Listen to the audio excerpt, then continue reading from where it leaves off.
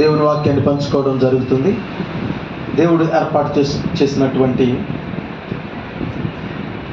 SPF ఈ యొక్క పరిచర్యలో దేవుని కృప సమృద్ధిగా మనతో ఉంది. ఏ విధమైనటువంటి సందేహం లేదు.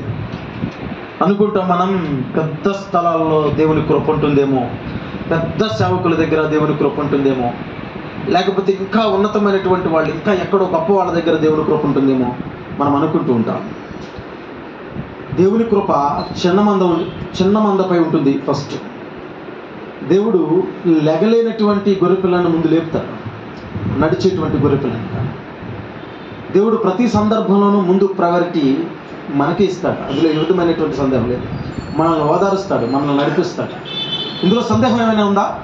సందేహం లేనటువంటి వారు ఒకసారి దేవునికి ఘనంగా స్తోత్రం తెలియజేద్దాం. హల్లెలూయా. దేవునికి మహిమ కలుగును గాక. హల్లెలూయా. వాక్య భాగంలోనికి వెళ్ళిపోదాం. యోహాను సువార్త 15వ అధ్యాయం మొట్టమొదటి వచనం. యోహాను సువార్త 15వ అధ్యాయం మొట్టమొదటి వచనం.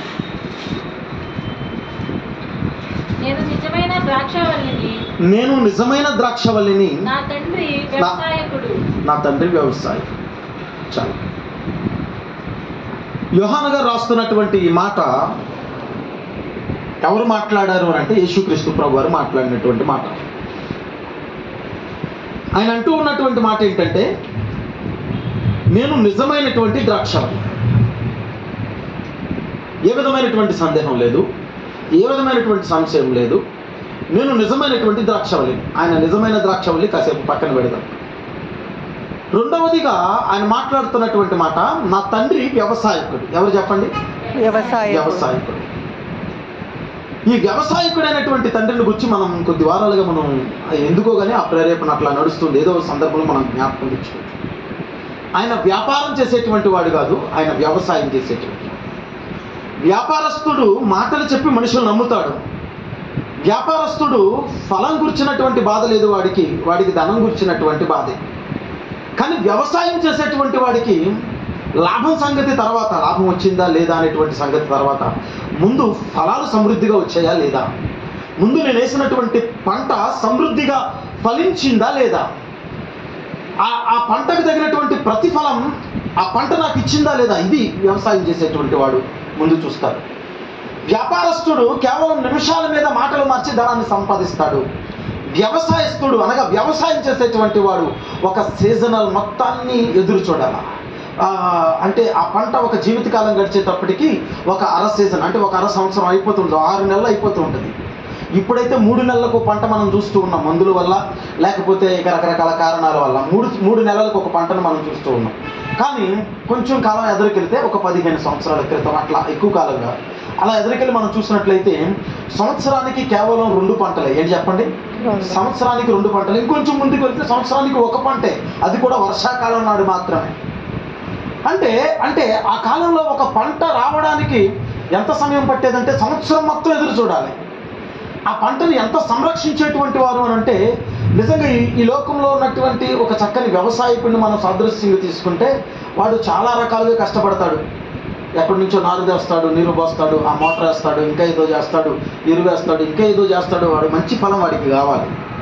ఈ లోకంలో ఉన్నటువంటి ఒక వ్యవసాయకుడే పంట విషయంలో అంత జాగ్రత్త కలిగి ఉంటే, అక్కడ సాక్షాత్ యేసుక్రీస్తు మాట్లాడుతున్నటువంటి మాట నా తండ్రి వ్యవసాయకుడు అనేటువంటి మాటను సంబోధిస్తూ ఉన్నాడు. నిజంగా తండ్రి వ్యవసాయం చేస్తే ఎట్లా ఉంటుంది అంటారు?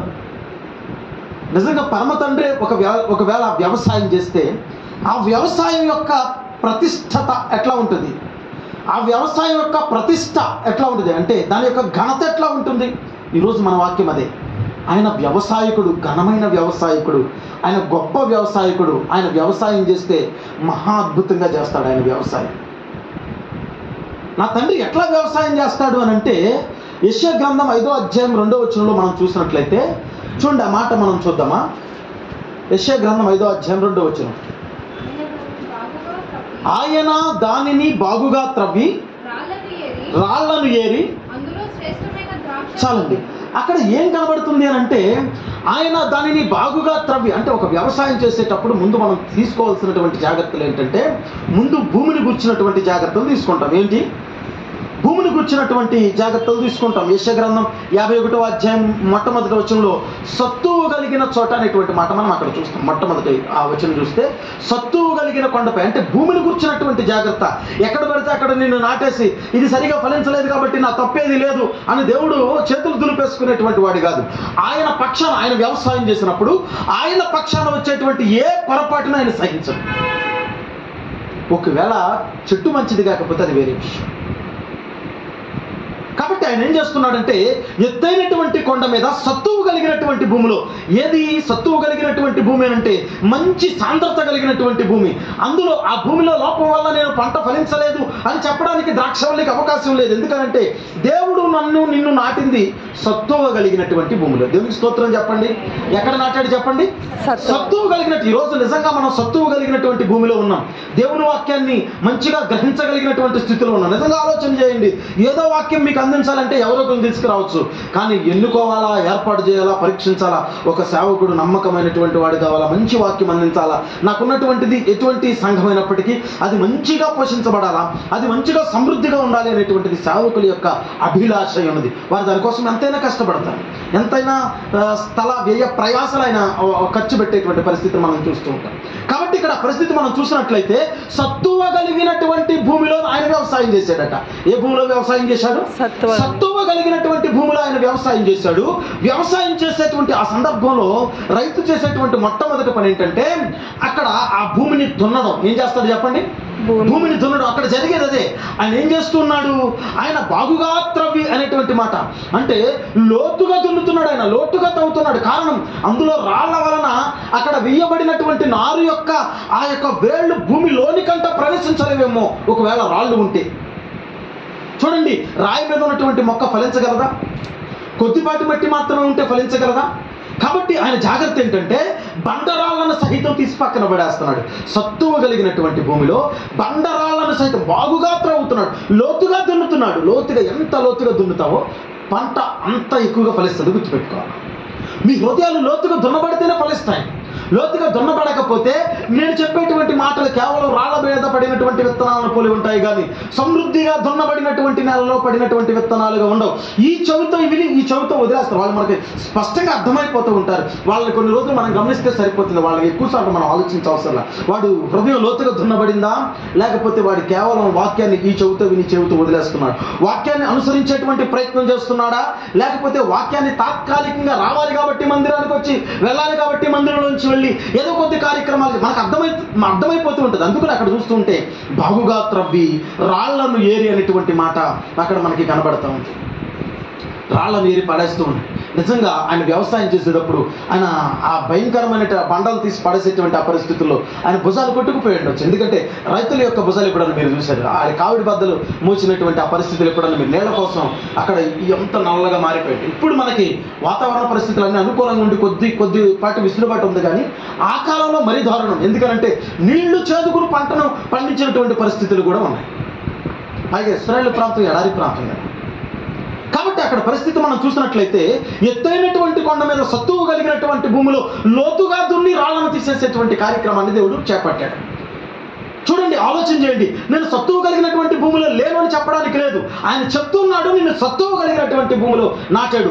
ఆయన నీకు స్థలాన్ని లోటు చేయలేదు, మంచి భూమిలో నాటాడు. నీకు మంచి వాక్యాన్ని నీకు అందించేటువంటి విధంగా, మంచి ఆ ఆలోచన నీకు వచ్చేటువంటి విధంగా మంచి సేవకులను ఏర్పాటు చేశాడు. నీకు అక్కడ ఏం చేస్తూ ఉన్నాడంటే సత్తువు కలిగినటువంటి ప్రాంతంలో నేను నాటాడు. ఈరోజు మనం వాక్యాన్ని వింటున్నంతసేపు మనకేమనిపిస్తుందంటే నేను మార్పు చెందాలా, నేను ప్రతిఫలం పొందాలా, దేవునికి అనుకూలంగా జీవించాలా, దేవుని వరకు అనుకూలంగా బ్రతకాలా, ఈ విధమైనటువంటి ఆలోచన సంభాషణ మనకుంటుంది. కాబట్టి ఆయన ఏమాత్రము ఆలోచించలేదు. ఆయన ఏమాత్రము ఈ యొక్క వ్యవసాయం చేయడానికి ఏమాత్రము సంకోచించలేదు. ఒకవేళ రాళ్ళను తీసి పడేయాల్సి వస్తే నేను ఏదో ఒకటి చేర్చలేని ఆయన అనుకోవడం లేదు. లోతుగా తవ్వుతున్నాడు, రాళ్ళను తీసి పడేస్తున్నాడు. ఆయన శ్రమ పడుతున్నాడు. అక్కడ ఏం చేస్తున్నాడు చెప్పండి? ఒక వ్యవసాయం చేసేటువంటి వాడు కేవలం సుఖపడితే ఆ వ్యవసాయం రాదు, శ్రమ పడితేనే వ్యవసాయం వస్తుంది. బాధపడితేనే వ్యవసాయం వస్తుంది. దుఃఖపడితేనే, అంత కష్టపడిన తర్వాత కూడా పంటగా చేతికి వస్తుందో లేదో తెలియనటువంటి పరిస్థితి. ఎందుకంటే తగినటువంటి వాతావరణ పరిస్థితులు ఉండాలి. సరిగా పంట వచ్చే సమయానికి వాతావరణం సరిలేక భయంకరమైనటువంటి వర్షము, ఉడుగుళ్ళు, ఆ వడగల్లో ఆ విధమైనటువంటి పరిస్థితి ఉన్నప్పుడు పంటను మనం సమృద్ధిగా తీసుకోలేము కదా. దేవునికి స్తోత్రం చెప్పండి. ఏమంటే గట్టిగా చెప్పండి, కొంచెం గట్టిగా చెప్పండి. ఏమన్నా నిద్ర ఏమైనా వస్తుందా? నిద్ర వచ్చిన వాళ్ళు చెప్పండి దేవునికి స్తోత్రం. మంచిది. కాబట్టి ఇక్కడ ఆయన లోతుగా తవ్వి రాళ్ళను ఏరి ఆయన వ్యవసాయం కొరకు శ్రమ పడుతూ ఉన్నాడు. ఎందుకనంటే ఆయన నాటేటువంటి ఆ యొక్క తీగలు, అంటే ఇక్కడ ఆయన ఏ వ్యవసాయం చేస్తున్నాడు అని అంటే ఏదో పంట వేయడం ఎందుకు, ఆయన చెప్తున్నాడు కదా నేను నిజమైన ద్రాక్షవల్లినని. ఆయన ద్రాక్ష తోట వేస్తున్నాడు అని అనుకుందాం. ఏ తోట వేస్తున్నాడు అనుకుందాం? ద్రాక్ష తోట వేస్తున్నాడు. తండ్రి వ్యవసాయం చేస్తున్నాడు, శ్రమ పడుతున్నాడు, కష్టపడుతున్నాడు, దుఃఖపడుతున్నాడు. తండ్రి యొక్క వ్యవసాయంలో ఏ మాత్రము లోటు కానీ, తండ్రి యొక్క వ్యవసాయంలో ఏ మాత్రం ఇబ్బంది కానీ లేదు. ఆయన 100% ఎఫెక్ట్ పెడుతున్నాడు. ఆయన వ్యవసాయం చేయడానికి యోగ్యుడు అని రాయబడింది అక్కడ. ఏంటంట అంటే ఆయన నేను నిజమైన ద్రాక్షవల్లిని, ఆయన వ్యవసాయకుడు. ఈ మాట సర్టిఫికేట్ ఎవరు చెప్తున్నారంటే యేసుక్రీస్తు మాట్లాడుతున్నాడు. ఆయన వ్యవసాయకుడండి, నన్ను వ్యవసాయం చేసేది తండ్రి అనేటువంటి ఉద్దేశాన్ని అక్కడ స్పష్టంగా మాట్లాడుతున్నాడు. నిజంగా మరి ఇక్కడ నుంచి అక్కడ లోతుగా తవ్వాడు, రాళ్లను ఏరి తీసి పడేశాడు. సత్తువు కలిగినటువంటి భూమిలో ఆయన నన్ను నిలబెట్టాడు. ఆ నిలబెట్టినటువంటి పరిస్థితుల్లో ఆయన ఏదో ఒక నారుని తీసుకొచ్చి వేయడానికి ఇష్టపడ్డాను. ఏదో ఒక నారు ఎక్కడో పక్కన దొరుకుతుంది కదా, లేకపోతే ఈ పక్కన ఏదో తక్కువ రేటుకి అమ్ముతున్నారు కదా, లేకపోతే అక్కడికి వెళ్తే తక్కువ రేటుకి విత్తనాలు దొరుకుతాయి కదా, ఏదో ఒక విత్తనాలు తీసుకొచ్చి పంటేద్దాము అనేటువంటి మాట ఆయన చేయడం లేదు. అందుకని ఆయన ఏమని మాట్లాడుతున్నారు? కీర్తనల గ్రంథం 80:8 చూసినట్లయితే ఐగుప్తు నుండి నేను ఒక ఆ ద్రాక్షవల్లిని తెచ్చితిని అంటాడు. ఎక్కడి నుంచి తెచ్చాడట? ఐగుప్తు దేశం కాని దేశంలో నుండి, ప్రాంతం కాని ప్రాంతంలో నుండి ఆయన వెళ్ళాడట. ఐగుప్తు దేశం నుంచి తీసుకొచ్చాడంటే ఇశ్రాయేలును విడిపించినటువంటి తీరు, ఆ రీతి చూస్తే అద్భుతంగా మనకి కనబడుతుంది. ఎక్కడి నుంచి విడిపించాడు? ఇశ్రాయేలీయులను ఐగుప్తు దేశం నుంచి విడిపించాడు. బంధకాలలో ఉన్నటువంటి వారిని, బానిసత్వంలో ఉన్నటువంటి వారిని, శ్రమకులోనైపోయినటువంటి వారిని, ఆదరణ లేనటువంటి వారిని, దుఃఖంతో నిండిపోయినటువంటి వారిని ఈ పరిస్థితిలో ఉండగా దేవుడు ఏం చేశాడంటే ఐగుప్తులో ఉన్నటువంటి ఆ ప్రజను చూసి నేను నిన్ను సత్తువ కలిగినటువంటి భూమిలో నాటాలనుకుంటున్నాను అని అన్నాడు. దేవుడికి స్తోత్రం చెప్పండి. చదవండి ఆ మాట ఒకసారి చదువుదాం. నీవు ఐగుప్తులో నుండి ఒక ద్రాక్షవల్లిని, చాలండి. ఎక్కడి నుంచి తెచ్చాడు? ఐగుప్తులో నుండి తెచ్చాడు. ఐగుప్తు అనేటువంటి మాటకు అర్థం ఏంటంటే పాపపు యొక్క ఆలోచన, పాపపు యొక్క తలంపు, పాపపు యొక్క ఉద్దేశము, పాపపు ఛాయలు, లేకపోతే ఇంకా ఏదైనా కావచ్చు, దేవునికి వ్యతిరేకమైనటువంటి తలంపు. నన్ను ఎక్కడి నుంచి తీసుకొచ్చాడు? ఎక్కడ పుట్టి ఇక్కడ పెరిగినటువంటి వాళ్ళు, ఇక్కడ ఉన్నటువంటి వాళ్ళంతా ఒకసారి చెప్పండి. కాదు, మనం ఎక్కడి నుంచి, నేను ఏలూరు అవతల ఎక్కడో సుమారు 400 కిలోమీటర్ల ప్రాంతం నుంచి నేను ఇక్కడికి రావడం జరిగింది. సత్తువ కలిగినటువంటి భూమిలో నేను వాక్యం చెప్తున్నందుకు సంతోషిస్తున్నాను. దేవునికి స్తోత్రం చెప్పండి ఘనంగా. నమ్మనటువంటి వారి గట్టిగా చెప్పండి. మీరు సత్తువ కలిగినటువంటి భూమిలో నాటబడ్డారు. ఇక్కడికి వచ్చినటువంటి వాడికి పోషణ తక్కువ లేదు, ఇక్కడ వచ్చినటువంటి వాడికి ఫలింపు తక్కువ ఉండదు. ఇక్కడ వచ్చినటువంటి వాడికి ఎవరైనా వ్యవసాయం చేసేదంటే తండ్రి నిలబడి వ్యవసాయం చేస్తూ ఉన్నాడు. ఆయన మాత్రమే అందించేటువంటి మాట. అందుకని ఆయన ఎట్లా తెస్తున్నాడంటే ఐగుప్తు వెళ్ళాడట మంచి నారు కోసం. సత్తువు కలిగినటువంటి శ్రేష్టమైనటువంటి నారు కావాలా? ఏది పడితే అది వేయకూడదు. దాన్ని ఎక్కడి నుంచి తీసుకురావాలంటే దేశం కాని దేశం, ప్రాంతం కాని ప్రాంతం వెళ్ళాడు. ఐగుప్తు దేశం నుంచి తీసుకొచ్చాడు, శ్రేష్టమైనటువంటి తీగలుగా తీసుకొచ్చాడు. ఇర్మియా గ్రంథం 2:21 చూసినట్లయితే శ్రేష్టమైనటువంటి దానిగా నేను నిన్ను నాటితిని. ద్రాక్షవల్లిని గురించి అక్కడ ప్రస్తావిస్తున్నాడు. జాతిహీనపు ద్రాక్షవల్లిగా నిన్ను నాటలేదు, వెర్రి ద్రాక్షవల్లిగా నిన్ను నాటలేదు. ఆయన నిన్ను నాటినప్పుడు మాట విననటువంటి ద్రాక్షవల్లిగా నిన్ను నాటలేదు. నీకు ఏదైతే అవసరమో, చూడండి, నువ్వు చదువుకోవడానికి పుస్తకాలు అవసరం, పెన్ అవసరం, స్కూల్లోకి వెళ్ళడానికి స్కూల్ అవసరం, లేకపోతే పెన్షన్ అవసరం, ఎరైజర్ అవసరం, బ్యాగ్ అవసరం, యూనిఫామ్ అవసరం, షూస్ అవసరం, మంచిగా తలదువేటువంటి వారు, రెడీ చేసేటువంటి వారు అవసరం. అన్నీ పర్ఫెక్ట్గా ఉన్నప్పుడు నువ్వు చదువుకోకపోతే అది దేవుని తప్పు కాదు. దేవుని స్తోత్రం చెప్పండి. అవునంటారా కదంటారా? నీకు ఇన్ని సమృద్ధిగా ఇచ్చి, ఇంత లోటు లేకుండా ఇచ్చి, ఇంత సత్తువ కలిగినటువంటి భూమిలో నాటిన తర్వాత కూడా ఇష్టం వచ్చినట్లుగా తిరుగుడుకు అలవాటు పడ్డావు. నువ్వు దేవుని వాక్యాన్ని అంగీకరించడానికి కాకుండా, చదువుకోవడానికి కాకుండా, ఇష్టం వచ్చినట్లుగా ప్రవర్తించడానికి అలవాటు పడితే ఆ చదువుకోలేకపోవడం దేవుని తప్పు కాదు, తల్లిదండ్రుల తప్పు కాదు. వాళ్ళు ఇవ్వాల్సిన ఎఫెక్ట్ అంతా ఇచ్చారు, నువ్వు ఫలించలేదు, ఏం చేద్దామంట. కాబట్టి ఆయన మాట్లాడుతున్నాడు అక్కడ శ్రేష్టమైన ద్రాక్షవల్లి వంటి దానిగా, ఎలాగా శ్రేష్టమైనటువంటి తీగలుగా తీసుకుంది. మంచిది, ఇది దీని కుదురు బాగుంది. అంటే మొక్కకు కావాల్సినటువంటి 16 రకాల పోషక పదార్థాలు ఉంటాయి. నత్రజని అని, భాస్వరం అని, పొటాషియం అని, జింక్ అని, యూరియా అని, సమ్ 320 అని, 319 అని, సమ్ ఇట్లా ఏదైనా దానికి సంబంధించినటువంటి 16 రకాల పోషక పదార్థాలు మొక్కకు ఉంటే దాని కింద ఉన్నటువంటి దుబ్బు అంటారు దాన్ని. అంటే ఏర్లు భూమి లోతి కంట పారుకుని మంచి ఫలాన్ని ఇస్తాయి. నీకు ఏ లోటు లేదు. నువ్వు పోషకాల గురించి ఆలోచించాల్సిన అవసరం లేదు. నువ్వు ఎదగడానికి కాంప్లైంట్, బూస్ట్, హార్లిక్స్ అన్నీ మన కుటుంబంలో ఏ విధమైన లోటు లేదు. అవునంటారా కాదంటారా? అవునంట, అన్నీ మనకు దొరుకుతున్నాయి. దేవుడు అన్నీ ఇస్తున్నాడు. దేవుడు నీకు ఏం లోటు చేయలేదు. ఆయన నిన్ను ఒక తీగగా ఫలింపు దయచేయాలని ఆయన కోరుకుంటున్నాడు. నువ్వు తీగగా ఫలిస్తే ఆయన ఆ ఫలింపును చూసి సంతోషపడదాం అనుకుంటున్నాడు. నీ ఫలింపుని బట్టి వ్యాపారం చేయడానికి కాదు, నీలో ఉండి ఫలాన్ని చూడాలి అనేటువంటిది దేవుని ఉద్దేశం. నిన్ను వ్యాపారం చేయాలనేటువంటి దేవుని ఉద్దేశం కాదు, నిన్ను ఎవరికో అమ్మేయాలనే దేవుని ఉద్దేశం కాదు.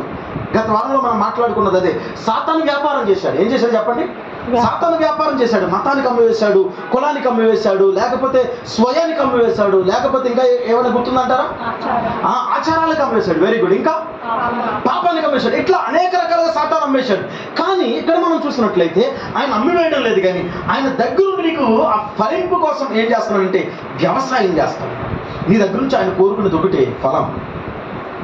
ఒక సేవకుని దగ్గర నుంచి కోరుకునేది ఏంటండి? ఆత్మ ఫలం ఏమనగా ప్రేమ, విశ్వాసము, సంతోషము, సమాధానము, దయాళత్వము, ఆశ, నిగ్రహం. ఇట్లా ఆత్మ ఫలం ఏమనగా 9 రకాలైనటువంటి 9 పార్ట్స్ మనం అక్కడ చూస్తూ ఉంటాం. ఈరోజు మీరు ఫలించాలా, మీరు అభివృద్ధి. యేసుక్రీస్తు ప్రభువు తండ్రి అయినటువంటి దేవుడు భూమి మీద మనుషులతో మాట్లాడినటువంటి మొట్టమొదటి ఆశీర్వాదంలో భాగం కూడా అది. మీరు ఫలించి అభివృద్ధి పొంది భూమిని, మీలో నుండి ఫలాన్ని దేవుడు చూస్తున్నాడు, ఆ లాభాన్ని కాదు. మీరు ఏదో ఇస్తే కానుకేసేస్తే ఇక్కడ బ్రతికేయడానికి అట్లా కాదు, అట్లా ఎవరు లేరు. మీరు కానుక ఇస్తే కానుక కోసమే వచ్చి వాక్యం చెప్పడానికి అట్లా ఎవరు, అది కాదు. మీ ఇచ్చే కానుక నథింగ్. ఈ భూమి ఆయనవి కాదా, పక్షులు ఆయనవి కాదా, దొడ్డిలో పశువులు ఆయనవి కాదా, ఆ కొండ మీద గొర్రెలు ఆయనవి కాదా, ఈ కొండలు ఆయనవి కాదా, ఈ సర్వసృష్టి ఆయనదే కదా. నువ్వు ఇచ్చే ఆయనకి ఏమిచ్చి సంతృప్తి పరచగలవు చెప్పండి? కానీ ఇక్కడ చాలా జాగ్రత్తగా గమనించాలి. ఆయన ఏం చేస్తున్నాడు? ఐగుప్తు నుండి నేను ఒక తీగను తెచ్చితిని అని అంటూ ఉన్నాడు. శ్రేష్టమైనటువంటి తీగ నేను నాటితిని అంటున్నాడు. సత్తువ కలిగినటువంటి భూమిలో నాటాడట. ఎక్కడ నాటాడు చెప్పండి? సత్తువ కలిగినటువంటి భూమి. ఆయన లోపం ఏమీ లేదు. నువ్వు మార్పు చెందడానికి, నువ్వు పాపాన్ని విడిచిపెట్టడానికి, నువ్వు దుశ్చత్వాన్ని విడిచిపెట్టడానికి, సరైన మార్గంలో నడవడానికి, దేవునికి అనుకూలంగా బ్రతకడానికి, ఆయనకు ఆయాసకరమైనది నీలో ఉంటే తీసివేసుకోవడానికి ఏదైతే మాట కావాలో ఆ మాట ఈరోజు మీ హృదయాలతో మాట్లాడుతూ ఉంది. నాతో ప్రభా నువ్వు మాట్లాడలేదు ప్రభా, లేదు, నువ్వు అట్లా చెప్పడానికి లేదు. తప్పించుకునే అవకాశం నీకు లేదు. ప్రభా ఈ నేల బాగోలేదు ప్రభా, ఇక్కడ ఇంకో అక్కడ సరిలేదు ప్రభా, అట్లా లేదు. నువ్వు అసలు ఏమాత్రం తప్పించుకునేటువంటి అవకాశం లేదు. మంచి నేల. అయ్యా నన్ను సరిగా లేదా, నన్ను రోగం ఉన్నటువంటి దానిగా, గుడ్డిదానిగా, నడిదానిగా తెచ్చో సరిగా చూడదు, అట్లా కూడా లేదు. శ్రేష్టమైనటువంటి దానికి తీసుకొచ్చాడు. ఎట్లా తీసుకొచ్చాడు చెప్పండి? శ్రేష్టమైన. నువ్వు ఎట్లా ఫలించాలా? నీ ఫలింపు ఎట్లా కోరుకుంటున్నాడు ఆయన? ఆ స్థాయిలో ఉండాలని కోరుకుంటున్నాడు. నువ్వు ఫలిస్తే చూడాలని ఆశపడుతున్నాడు. నువ్వు ఫలిస్తే ఆనందపడేటువంటి వ్యక్తిలో దేవుడు ప్రప్రథమైనటువంటి వాడికి కనబడుతున్నాడు. అలా ఫలించడానికి ఆయన ఎంత ప్రయాసైనా పడటానికి సిద్ధంగా ఉన్నాడు. ఆయన చేతులతో చేశాడు వ్యవసాయం. దేవునికి స్తోత్రం చెప్పండి. ఏం చేశాడట?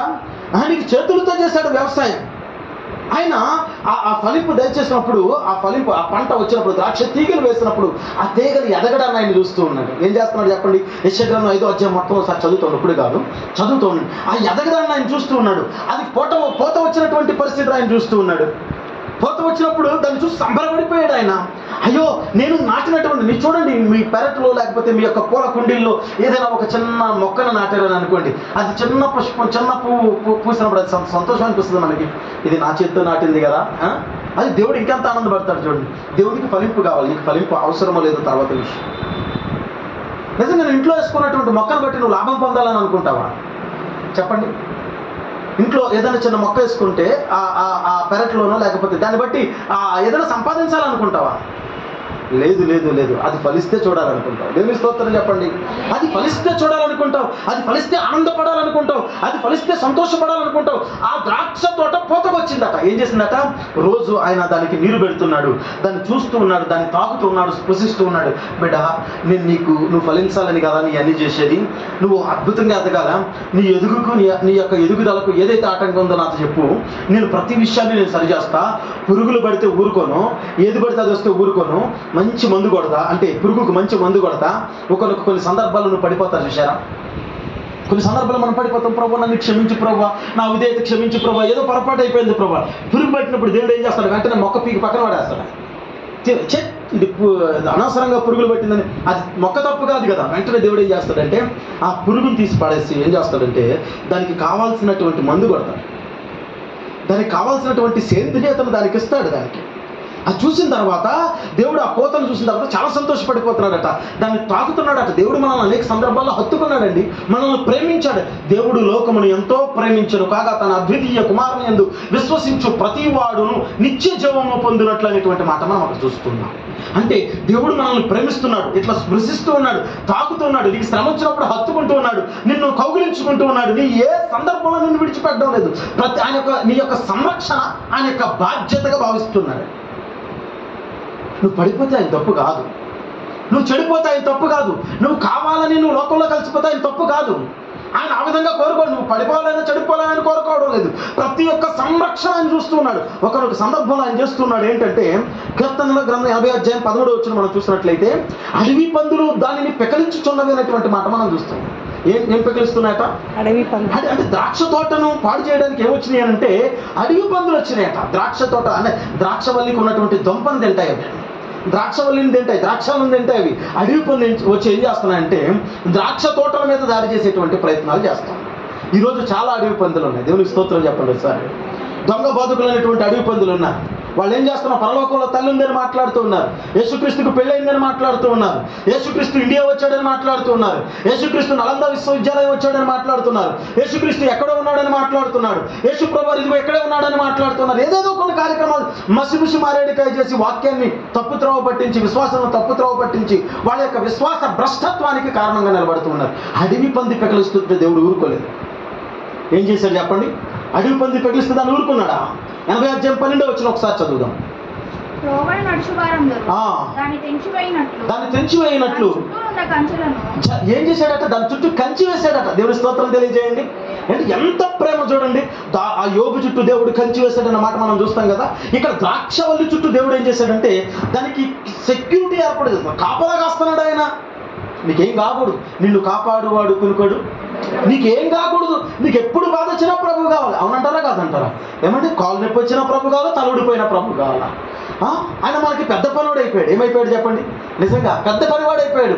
ఎవరెక్కడ ఇక్కడ చప్పట్లు కొట్టంగానే చిత్తమున ఆయన ఉన్నానని వచ్చేటువంటి పరిస్థితిగా అయిపోయింది. ఆయన పనుడు కాదు, ఆయన యజమానిగా ఉంచండి. మనం ఆయనకి దాసులుగా ఉండాలి. తండ్రి అని మనం అనాలా, యజమాని అని మనం అనాలా. ఏంటి అంటే చిత్తము ప్రభువా చిత్తగించుము, నీ దాసుడు వినుచున్నాడని సమూయేలు చెప్పిన రీతిగా మనం అట్లా మాట్లాడాలి. కానీ ఈరోజు అట్లా లేదు. ఇంట్లో చిన్నప్పటి నుంచి బిడ్డలు పుట్టాలి, ప్రభువే ఇవ్వాలా? ఇవ్వద్దన్నది కాదు నా ఉద్దేశం. కేవలం బ్రతుకంతా దాని మీద ఆధారపడిపోయింది. పిల్లలు పుట్టాలా, వాళ్ళు ఎదగాల, వాళ్ళకి ఫంక్షన్లు చేయాలా, పెళ్ళిళ్ళు చేయాలా, చదువులా, లేకపోతే ఇంకా కొద్ది కార్యక్రమాల, వ్యాధుల, బాధల, కరువుల, ఖడ్గాల, ఇరుకుల, ఇబ్బందుల, సమస్యల, చెప్పుకోలేనటువంటి వేదనల, ఇవే ఎప్పుడు కూడా ప్రార్థనలో రొటేషన్ ఒక సర్కిల్లో పడిపోయాం మనం. ఏంటి అంటే ఏ రోజైనా మీకు ఒక ప్రశ్న ఇస్తున్నాను, ఆలోచన చేయండి. ఏ రోజైనా మీకు కావాల్సినటువంటిది ఏంటి అని అడిగితే మీరేం చెప్పగలరు? మీరు దేవుని దగ్గర నుంచి పొందుకునేటువంటిది మీకు కావాల్సింది ఏం కావాలని ప్రభు దగ్గరికి వచ్చారంటే ఏం చెప్పగలరు? చెప్పండి. ఎవరైనా సేవకులు కాకుండా ఎవరైనా చెప్పండి. దేవుని పరిచయం చేయాలి అని. వెరీ గుడ్, దేవుని పరిచయం చేయాలి. ఇంకా అమ్మా వెరీ గుడ్, ఆత్మలో ఎదగాలి. ఇంకా అంటే మనం అంటే ఇప్పుడు మాట్లాడుతున్నాం, మంచిది. రెండు పాయింట్లు కూడా చాలా మంచిది. ప్రభువా నా కుటుంబంలో సమస్య వచ్చింది, లేకపోతే నా బిడ్డకి సమస్య వచ్చింది, నా తల్లిదండ్రులకు సమస్య వచ్చింది, నడువులు ఎప్పులు ప్రభువా లెగలేకపోతున్నా, మోకాళ్ళ నొప్పులు పట్టేస్తున్నాయి, తలనొప్పి వచ్చేస్తుంది, అయ్యో ప్రభా కొన్ని సమస్యలు ఉన్నాయి, ఆరోగ్య సమస్యలు, ఏయో పరిస్థితులు మనం చెప్తూ ఉంటాం. ఏది ఇంట్లో బిడ్డ దగ్గర నుంచి తాత ముత్తాతల వరకు, అమ్మ నాన్నల వరకు, అత్తమామల వరకు ఎవరికి ఏ సమస్య వచ్చినా దేశం గురించి అడుగుతాం, ప్రాంతం గురించి అడుగుతాం, ఊరు గురించి అడుగుతాం, అనేక పరిస్థితులు అడుగుతుంటాం. ఏ రోజైనా మనం ఒకసారి ఆలోచన చేయాలి, ప్రభు నీకేం కావాలని అడిగా, నీకేం కావాలి చెప్పిస్తా. ఇది ఎంత గొప్ప విశ్వాసం తెలుసు అంటారా? ప్రభు ముందు నిలబడి ఏం కావాలి ప్రభు చెప్పు, నేను ఉన్నాను. అందుకుని సమయాన్ని చిత్తగించుము ప్రభుని దాసుడు ఉన్నాడు అని అంటున్నాడు కదా. నేనున్నాను, నీకేం కావాలి చెప్పు. కాళ్ళు నొప్పి రావడం కాదు, కాళ్ళు తీసేస్తే ఆ కుంటుకుంటూ నీ పరిచర్య చేస్తాను. తలనొప్పి ఏదో చిన్న చిన్న తలనొప్పికి నీ మీద ఆధారపడ్డం కాదు, తల పోయే పరిస్థితి వచ్చినా నీ కొరకు నిలబడతా. ఏదో చేయి నొప్పి వస్తుందని కాదు, 2 చేతులు లేకపోయినా నోటితో సువార్తను ప్రకటిస్తా, 4 కోసేసిన కరపత్రికలు ఇస్తా. ఏది విశ్వాసం మనం చెప్పండి? అంటే మన విశ్వాసం ఎక్కడ ఆగిపోయింది? చిన్న చిన్న విషయాలు ఎక్కడ ఆగిపోయింది? భూ సంబంధమైనటువంటి పరిస్థితులు ఎక్కడ ఆగిపోయింది? క్రీస్తు యేసు మట్టుకు ఈ లోకము మట్టుకు మాత్రమే నిరీక్షణ గలవారనై అయిన ఎడల లోకమందరికంటేను దౌర్భాగ్యులు ఎదురని అందుకు వాక్యం. ఎవడయ్యా దౌర్భాగ్యుడు అంటే ఈ లోకం మట్టుకు కావాలనుకునేటువంటి వాడు దౌర్భాగ్యుడు. నాకు ఇక్కడ అది కావాలి, ఇది కావాలి, తల అది ఇది, లేకపోతే మంచి పెళ్లి, మంచి భార్య, మంచి భర్త, మంచి కుటుంబం, మంచి ఇల్లు, మంచి కారు, ఇవన్నీ వద్దన్నది కాదు నా ఉద్దేశం. ముందు అడగాల్సింది అది కాదు అన్నటువంటిది నా ఉద్దేశం. ముందు ఆత్మ సంబంధమైనటువంటి విషయాలు కదా. కాబట్టి అక్కడ మనం చూసినట్లయితే అడవి పందులు అనేటువంటివి పెరిగిపోయినాయి. ఏంటి అంటే మనిషికి ఆత్మీయత నేర్పించాల్సినటువంటి స్థితిలో మనిషికి లోకాన్ని నేర్పిస్తున్నాడు. ఎవడో వచ్చి మాట్లాడుతున్నాడు, మనం టీవీలో చూస్తుంటే, నీకు ఉద్యోగం వద్దా అంటున్నాడు. ఏంటంట? నీకు ఉద్యోగం వద్దా? దేవుడు నిన్ను ఆశీర్వదించొద్దా? నువ్వు ఇల్లు కట్టుకోవా? నువ్వు కారు కొనుక్కోవా? ఈ రోజు నుంచి దేవుడు నిన్ను ఆశీర్వదించబోతున్నాడు అని అంటున్నాడు. అరే ఇది ఎక్కడ పోదా? బైబిల్ ఎక్కడన్నా చూసామా? నీకు ఉద్యోగం వద్దా, నువ్వు నీకు ఇదొద్దా అదొద్దా, ఇది ఎట్లా చూడలే? నువ్వు ఆత్మీయత. వాడికి నిజంగా బాధ లేదు, కానీ వీడు ఎప్పుడు అయితే ఆ మాట అన్నాడో అప్పటి నుంచి బాధ పట్టుకుంది. నాకు నిజంగా ఉద్యోగం లేదు కదా, నిజంగా నాకు అది లేదు కదా, నాకు బిల్డింగ్ లేదు కదా, నాకు ఒక కారే ఉంది, రెండో కారు లేదు కదా, లేకపోతే 2 బిల్డింగ్లే ఉన్నాయి, ఇంకో బిల్డింగ్ కావాలి ప్రభా. వాడు ఇంకా అంత సంపాదించాడు, నేను ఎంత సంపాదించాలి? ఇక కంపారిజన్ అయిపోయింది. అంటే నిన్ను సరైనటువంటి మార్గంలో నడిపించాల్సినటువంటి ఆ విధానం ఏమైపోయింది అంటే పూర్తిగా ఆత్మీయత వక్రీకరణ చెందేసింది. నా రౌండ్ అక్కడక్కడ తిరుగుతున్నావు నువ్వు. ఎప్పుడు ఏబిసిడీలు కాడ నేను మనం మాట్లాడుకున్నాం పోయిన వారం, గడిచిన వారం. అంటే ఎప్పుడు చిన్నప్పటి నుంచి ఎదిగేంత వరకు, పిహెచ్డీ వచ్చేంత స్థాయి వచ్చేంత వరకు ఏబిసిడీలు అంటే ఎన్ని రోజులు నిన్ను చూసి సహిస్తాడు దేవుడు? చెప్పండి. ఫస్ట్ రోజున వెళ్ళావు ఏబిసిడీలు రాసి సంతోషం, వెల్ అండ్ గుడ్. సంవత్సరం తర్వాత కూడా అయ్యే చూపిస్తావా? అయ్యే రోగాలు, అయ్యే స్వస్థతలు, అయ్యే బాధలు, అయ్యే అప్పులు, ఈ లోకం ఎప్పుడు కూడా శరీర సంబంధమైనటువంటి స్థితి నుండి నువ్వు ఆత్మ సంబంధమైన స్థితికి పరిపక్వత చెందడమే విశ్వాసం. ఏది అభివృద్ధిని మనం చూపించాలి. ఇట్లా ఉంది, మనం ప్రారంభించడం అక్కడ ప్రారంభిస్తాం, లాది బూది అంతకంతాల్లో వెళ్ళిపోతాం, మళ్ళీ తిరిగి రా. కాబట్టి దేవుని పిల్లలారా, ఇక్కడ నేను చెప్పేటువంటి విషయం ఏంటంటే ఆయన అడవి పందులను తీసేస్తూ ఉన్నాడు. అడవి పంది పెకిలిస్తూ ఉన్నప్పుడు ఆయన కంచి వేస్తూ ఉన్నాడు, సెక్యూరిటీ చేస్తూ ఉన్నాడు. ఈ రోజు దేవుడు ఈ సంఘానికి ఇచ్చినటువంటి ఆ సెక్యూరిటీని బట్టి దేవునికి స్తోత్రం తెలియజేస్తున్నా. హల్లెలూయా. ఎప్పుడు ఒకసారి ఆయన సత్తువ కలిగినటువంటి భూమిలో నిన్ను నాటాడు, శ్రేష్టమైనటువంటి తీగగా నిన్ను నాటాడు. ఆయన ఐగుప్తు నుండి తీసుకొచ్చాడు, ఎక్కడెక్కడ నుంచో తీసుకుని వచ్చాడు. నన్ను ఏలూరు నుంచి, ఇక్కడ రామ్నగర్ నుంచి, ఇంకో చోట నుంచి మనమంతా ఒక ప్రాంతానికి సంబంధించినటువంటి వాళ్ళం కాదు, ఎక్కడెక్కడ నుంచో వచ్చి ఒక సంఘముగా కూడి ఏకీభవించి అయ్యా తండ్రి రబ్బా అని ఇక్కడ ప్రార్థన చేస్తాడు. కాబట్టి ఎంత చక్కగా ఔన్నత్యాన్ని దేవుడు మనకిచ్చాడు. ఇంకో సందర్భంలో మనం చూసినట్టు పరమగీతాలు 2వ అధ్యాయం 15వ వచనంలో చూసినట్లయితే ద్రాక్ష తోటను చెరుపు నక్కలను పట్టుకొనుడి అని అంటాడు. ఏంటంట? ద్రాక్ష తోటలను ఏవి పాడు చేస్తున్నాయి? నక్కలు, గుంట నక్కలు. మామూలు నక్కలు బయట పోతాయి, అవి ఎక్కడో పెద్ద రాళ్ళ మధ్యలోనే ఎక్కడ ఉంటాయి. కానీ గుంట నక్కలు ఏం చేస్తాయంటే గుంట తవ్వుతూ ఉంటాయి. కరెక్ట్గా ఎక్కడ తవ్వుతాయంటే చెట్టు మొదలు తవ్వుతూ ఉంటాయి. గుబురుగా ఉన్నటువంటి ప్రాంతంలో దాక్కోవడానికి వీలుగా, పంటలు పాడు చేయడానికి, పంటను తినివేయడానికి వాటి యొక్క ప్రయత్నాలు అవి చేస్తూ ఉంటాయి. అందుకని దేవుడు ఏం చేస్తాడంటే, ఇంకా మనం ఆ యొక్క 52వ అధ్యాయం మనం చూసినట్లయితే కంచి వేయడం మాత్రమే కాదు, అక్కడ ఆ చుట్టూ గోడ కట్టించడం ఉంటుంది. ఏంటంట? ద్రాక్షవల్లికి ఏం చేశాడంట?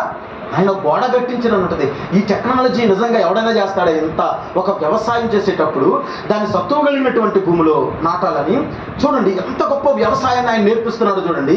బాగుగా త్రవ్వాలంటే బాగుగా దున్నాలని, ఏ ఒక్క రాయి మనిషి ఎదుగుదలకు లేకపోతే నీ యొక్క ఎదుగుదలకు ఆటంకంగా ఉండకూడదని బండరాలను సైతం తీసి పక్క పడేయాలని, ఇంకా ఆలోచన చేసి ఆ గుంట నక్కలను పట్టుకుని ఆ గుంట నక్కలను విసిరి కొట్టాలని, ఇంకా ఆలోచన చేసి ఆ పంట చుట్టూ కంచెను వేయాలని, అటు వెళ్ళేవాడు ఇటు వెళ్ళేవాడు ఏం చేస్తూ ఉంటాడంటే పంట దగ్గరికి వచ్చి అలా తుంచుతూ ఉంటాడు.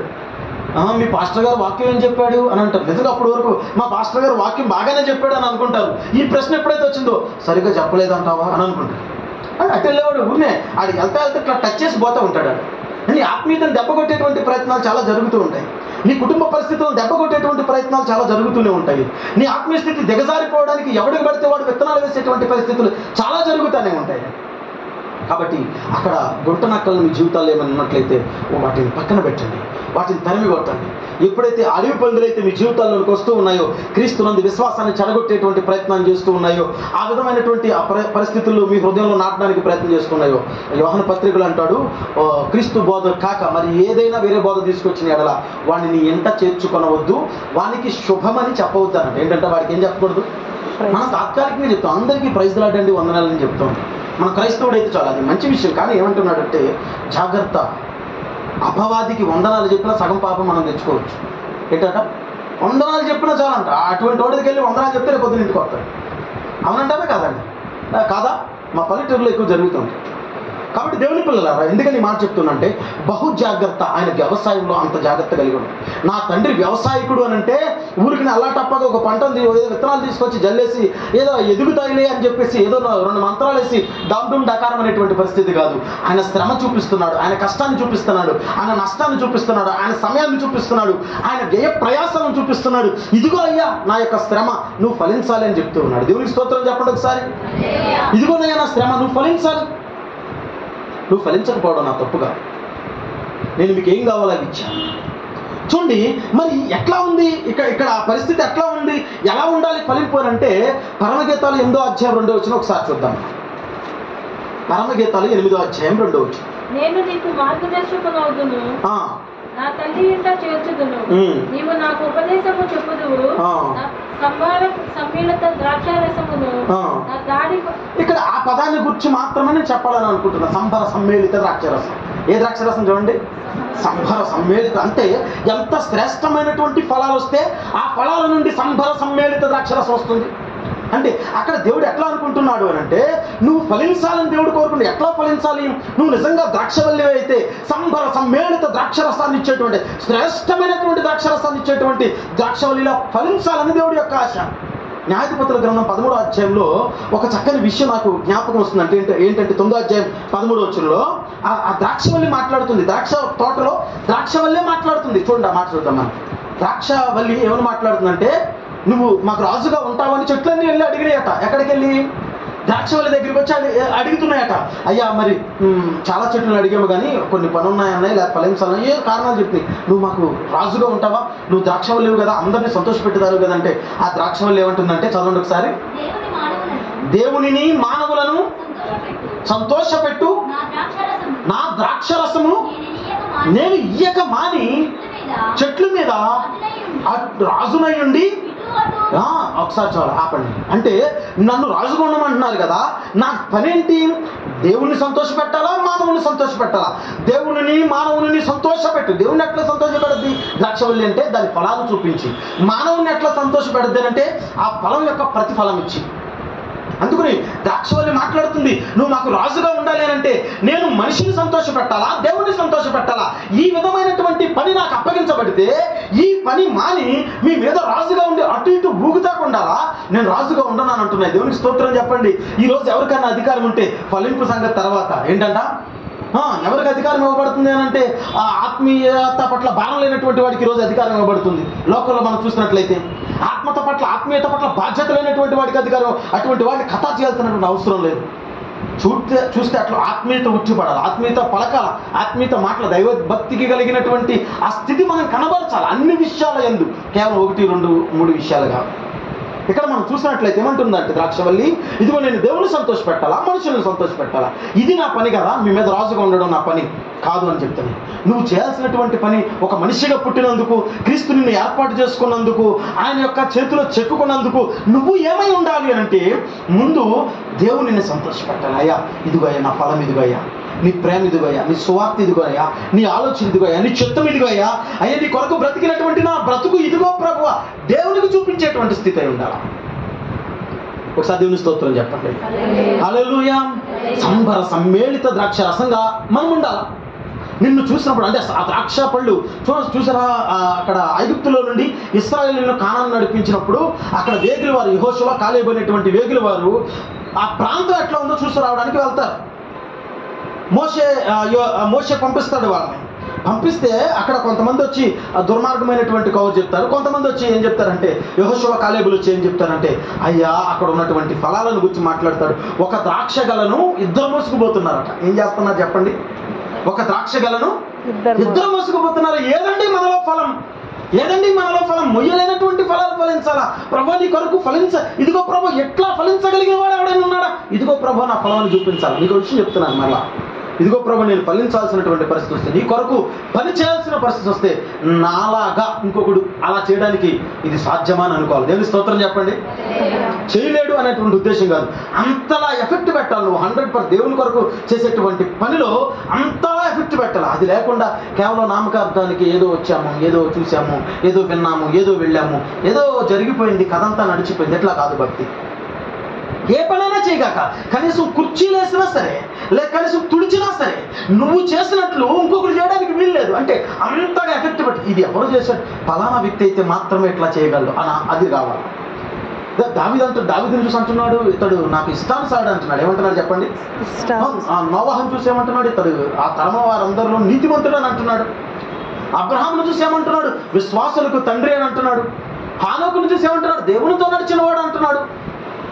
చూడండి, ఇస్సాకును చూసి ఏమంటున్నాడు, పొరుగు దేశంలో ఫలించే, యోసేపును చూసి పొరుగు దేశంలో ఫలించేటువంటి కొమ్మ అని అంటున్నాడు. దానియేలు చూసి ఏమంటున్నాడు, బహుప్రియుడు అని అంటున్నాడు. చూడండి, దేవుడు అందరి పక్షాన ఒక పేరు కలిగి ఉన్నాడు. ఆ విషయంలో వారు తప్ప అట్లా ఆ కాలంలో ఎవరు ఇంకా అలా చేయలేదు. అందుకుని వాళ్ళు ఎన్నుకోబడ్డారు. అందుకుని వాళ్ళు ఒక దానియేలు అని ఒక మనుష్యుడు ఉండేను అని చదువుకుంటారు. ఇంకా మనుషులు లేరా? మనుషులు లేరంటే నిజంగా ఆ ప్రాంతంలో ఆ సందర్భంలో అసలు మనుషులే లేరా? కానీ వన్ అండ్ ఓన్లీ ఒక వ్యక్తి నిలబడితే అట్లా నిలబడాలరా అని ఒక మనిషిని గురించి చెప్పుకోవాలరా అన్నట్లుగా మన పని దేవునిలో అట్లా ఉండాలి. దేవునికి స్తోత్రం చెప్పండి ఒకసారి ఘనంగా. హల్లెలూయా. కాబట్టి అక్కడ దేవుని యొక్క వ్యవసాయం ఎట్లా ఉంది అని అంటే, మొట్టమొదటి నుంచి మనం గమనించినట్లయితే బాగుగా త్రవ్వి రాళ్లను ఏరి శ్రేష్టమైన తీగలను తీసుకొచ్చి ఐగుప్తులో నుంచి తీసుకొచ్చి ఆయన సత్తువు కలిగినటువంటి భూమిలో నాటి అడవి పందులు అవి పెరిగినప్పుడు కొత్తకొచ్చినప్పుడు అడవి పందులు పెకలించకుండా, గుంట నక్కలు తవ్వకుండా, ఆ యొక్క ప్రతి మొక్క చుట్టూ గోడ కట్టి, ఆ యొక్క పంట చుట్టూ కంచె కట్టి, పూర్తి సంరక్షణ బాధ్యత తీసుకుని ప్రతి సందర్భంలో కౌగిలించుకుని ప్రేమను పంచి, ఏ విధమైన లోటు లేకుండా, ఏ విధమైన సమస్య లేకుండా, ఏ విధమైన ఇబ్బంది లేకుండా ఆయన సంరక్షిస్తున్నాడు. ఏం కోరుకుంటున్నాడు నీ దగ్గర నుంచి అంటే, సమ్మేళిత ద్రాక్షరసాన్ని ఆయన కోరుకుంటున్నాడు. ఏం కోరుకుంటున్నాడు నీ దగ్గర నుంచి అంటే, ఆ యొక్క ద్రాక్షగలను ఇద్దరు మోసినటువంటి ఆ యొక్క గొప్ప ప్రతిఫలాన్ని నిరోధించి ఆయన కోరుకుంటున్నాడే. దేవుని సంతోషపెట్టాలా, మనుషులను సంతోషపెట్టాలి. ఈరోజు దేవుడు చాలా సందర్భాల్లో మనం చూస్తూ ఉన్నాం కదా, దేవుడు మనల్ని ఆదరించలేదా చెప్పండి ఎవరైనా? అండి, ప్రతిరోజు మనల్ని కాపాడుతున్నాడే. మన బిడ్డల విషయంలో కాపాడుతున్నాడు, తల్లిదండ్రుల విషయంలో కాపాడుతున్నాడు, లేకపోతే అక్క చెల్లెల విషయంలో కాపాడుతున్నాడు, అన్నదమ్ముల విషయంలో కాపాడుతున్నాడు, చదువులలో కాపాడుతున్నాడు, జ్ఞానంలో కాపాడుతున్నాడు, మన యొక్క రాకపోకల్లో కనబడుతున్నాడు. ఆయన ప్రతి సందర్భంలో కాపాడుతున్నాడు, ప్రతి సందర్భంలో ఎరువు వేస్తున్నాడు. నువ్వు ప్రభువా తండ్రి అని పిలిచినప్పుడు నేను ఉన్నా బిడ్డ నీకేం కాదు అని ఆయన ఓదారుస్తున్నాడు. వెంటనే భుజం మీద చేస్తున్నాడు, వెండి తట్టి ధైర్యాన్ని చెప్తున్నాడు, కౌగిలించుకుని నీకు నేను ఉన్నాను కదా అంటున్నాడు. ఆ ప్రేమ ఎంత గొప్పది చెప్పండి. ఇంతలా పెంచితే నువ్వు ఎట్లా కాయాలి ఫలాలు? నువ్వు ఎట్లా కాసావు ఫలాలు? నువ్వు ఎట్లా కాసావు ఫలాలు? ఎట్లా కాయాలని దేవుడు అనుకుంటే నువ్వు ఎట్లా కాస్తున్న ఫలాలు ఒకసారి చూసినట్లయితే నిజంగా దేవుడు ఎంతో సంతోషపడాలి కదా నిన్ను చూసి. అంటే ఎట్లా ఉండాలా అంటే, సమ్మేళిత ద్రాక్షరసం నా పంట యొక్క ప్రతిఫలంగా ఉంది అని ఆయన అనుకోవాలి. ఆయన పంట ఇస్తే ఇదిగో ద్రాక్షగలను ఇద్దరు మోసుకుపోతున్నట్లుగా నా పంట ప్రతిఫలం సమృద్ధిగా ఉంది అని ఆయన మాట్లాడాలి. కానీ అట్లా లేదు. ఆయన ద్రాక్షవల్లిని ఐగుప్తు నుండి తీసుకుని వచ్చాడు. ద్రాక్షవల్లిని ఎక్కడి నుంచో శ్రేష్టమైనటువంటి తీగగా దాన్ని తీసుకొస్తే అవి ఏం కాస్తుంది అని అంటే, దాని ఫలింపు ఎలా ఉందంటే చూడండి, యెషయా గ్రంథం 5వ అధ్యాయం 2వ వచనం ఇందాక కంటిన్యూషన్లో భాగంగా చదవండి. బాగుగా త్రవ్వి రాళ్లను ఏరి అందులో శ్రేష్టమైన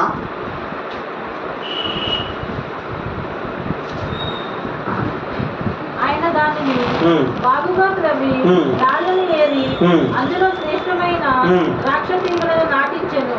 దాని మధ్యలో బురుజు ఒకటి వేయించాడు. చూడండి, ఇక్కడ ఈ విషయాన్ని కూడా గమనించాలి. బురుజు ఒకటి వేయించాడట. ఏం చేశాడు చెప్పండి? బురుజు అంటే ఏంటో తెలుసా? చెప్పగలరు? అంటే ద్రాక్షరసం దాని యొక్క జ్యూస్ అంటే రసం తీయడానికి అక్కడ బురుజులు తవ్వేటువంటి వారు అనమాట. ఒక పెద్ద తొట్టు ఉండేది, ఫలాలన్నీ తీసుకొచ్చి అందులో వేస్తే మనుషులు త్రొక్కుతూ ఉంటే ఆ ద్రాక్షరసం అంతా కూడా చిన్న పైపు నుండి వచ్చి ఏం చేశారంటే అక్కడ చిన్నగా ఉన్నటువంటి బురుజులో ఆ ద్రాక్షరసం వచ్చేది. అదే ప్రతిఫలం. ఆ వ్యవసాయకుని యొక్క ప్రతిఫలం అదే. వ్యవసాయం చేసేటువంటి వాడు కోరుకునేటువంటి ఫలం అదే. ఆ బురుజులో ఆ రసాన్ని అనగా దాన్ని తీసుకుని వెళ్ళి అతడు దేవునికి మనుషుల్ని సంతోషపెట్టేటువంటి ద్రాక్షరసం దాన్ని వాడేవాడు. కానీ ఇక్కడ మనం చూస్తే దేవుడు ఏం చేస్తున్నాం, మన మీద విశ్వాసం ఇంత చేశారంటే తప్పనిసరిగా ఫలిస్తారు. ఫలించాలా వద్దా చెప్పండి? నిజంగా ఫలించాలా వద్దా? ఆయన నీరు పెట్టలేదండి, తన కుమారుడు రక్తం పెట్టాడండి. ఇంతకు మించి మనం ఆయన యొక్క వ్యవసాయాన్ని ఇంతకు మించి మనం చేయడానికి లేదు, ఇంకా దాన్ని తక్కువ చేయడానికి లేదు. కేవలం నీళ్లు పెట్టి వ్యవసాయం చేశాడని అనుకుంటున్నారా? ఆయన కేవలం నీళ్లు పెట్టి వ్యవసాయం చేస్తే ఫలించేటువంటి పంట అనుకున్నాడు. ఆయన కుమారుని యొక్క రక్తం పెట్టి జరిగించినటువంటి వ్యవసాయం ఇది. ఆయన వ్యవసాయంలో భాగంగా ఆ జరిగినటువంటి గొప్ప బలియాగం అది. అని బురుజు తవ్వించాడట. బురుజు ఒకటి తవ్వించాడు. చదవమ్మా. ద్రాక్ష తొట్టిని తొలగించెను. ద్రాక్ష పండ్లు ఫలించనని ఎదురు చూచుచుండెను. కానీ అది కారు ద్రాక్షలు కాచను. ఏం ద్రాక్షలు కాచిందట? ఏ ద్రాక్షలు కాసిందో సార్ చెప్పండి. కారు ద్రాక్షలు అంటే చేదుగా. దేవుడు ఎంత కష్టపడ్డాడండి. ఈరోజు చాలా మంది అట్లాగే ఉండిపోయారు.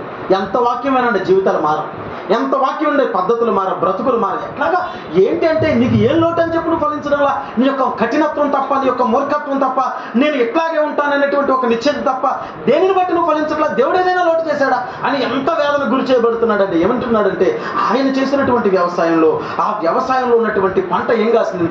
సత్తువు కలిగినటువంటి భూమి ఇచ్చాడా, ఎరువు ఇచ్చాడా, కుమారుని రక్తం పెట్టాడా, ఆయన ప్రేమించాడా, ఆయన ఓదార్చాడా, పురుగును తీసేశాడా, అన్ని సందర్భాల్లో తోడే ఉన్నాడా? కారు ద్రాక్షలు కాయడానికి అసలు మనసు ఎలా ఒప్పుతుందండి? మీరు ఫలించాల్సినటువంటి ఫలింపు ఏంటి, మీరు ఫలించినటువంటి ఫలింపు ఏంటి? కొన్ని ద్రాక్షలు ఏం చేస్తున్నాయి అంటే కారు ద్రాక్షలు కాసినట్టు. ఇర్మియా గ్రంథం 2వ అధ్యాయం 21వ వచనంలో మనం చూసినట్లయితే అక్కడ ఏం చూస్తామంటే జాతిహీనపు ద్రాక్షలు కాసినటువంటి పదాన్ని మనం చూస్తాం. ఏ ద్రాక్ష కాసింది చెప్పండి? జాతిహీనపు ద్రాక్ష. నేను తీసుకొచ్చినటువంటి ద్రాక్ష తీగిది కాదు, కానీ ఇదేమైపోయింది అంటే జాతిహీనపు ద్రాక్ష వల్లే మారిపోయింది. ఇంకా మనం ద్వితీయోపదేశకాండం 32 వచ్చిన మనం చూసినట్లయితే పిచ్చి ద్రాక్ష అనేటువంటి పదాన్ని మనం చూస్తాం. పిచ్చి ద్రాక్ష అంటే అది ఎందుకో రొట్ట పెరిగినట్టు, అంటే చెట్టు పెరిగిపోయింది, అట్లా ఆకులు పెరిగిపోయినాయి, ఫుల్గా కాపాడుతున్నాయి ఆకులు, ఒక్క పూత కూడా లేదు. ఎంత బాధ అండి. పిచ్చి ఫలాలు ఫలిస్తావా? జాతిహీనపు ద్రాక్ష వల్లే ఉంటావా? కారు ద్రాక్షలు ఫలిస్తావా? దేవుడిని ఎంక చూసి ఎంత బాధపడతాడు చూడండి. ఒకనొక సందర్భంలో తోటలోనికి ఆయన వచ్చిన తర్వాత ఆయన షాక్ అయిపోయాడు. అయ్యో నేను ఎంత తక్కువ చేశానని, ఎంత ప్రేమించాను, ఎంత ఓదార్చాను, ఎంత తోడై ఉన్నాను, నడిపించాను, కాపాడాను, నా కుమారుని కూడా ఇవ్వడానికి వెనకాడలేదు, ఎంత శ్రమ పడ్డాను, ఎంత వేదన చెందిన, భుజాలు కొట్టుకుపోయాయి, ఇదిగో రక్తం చిందించాము, ఎంత చేసినప్పటికీ ఆ పరిస్థితుల్లో ఇంకా ఇలాగే ఉన్నాయా? కారు ద్రాక్షలే కాస్తున్నాయా?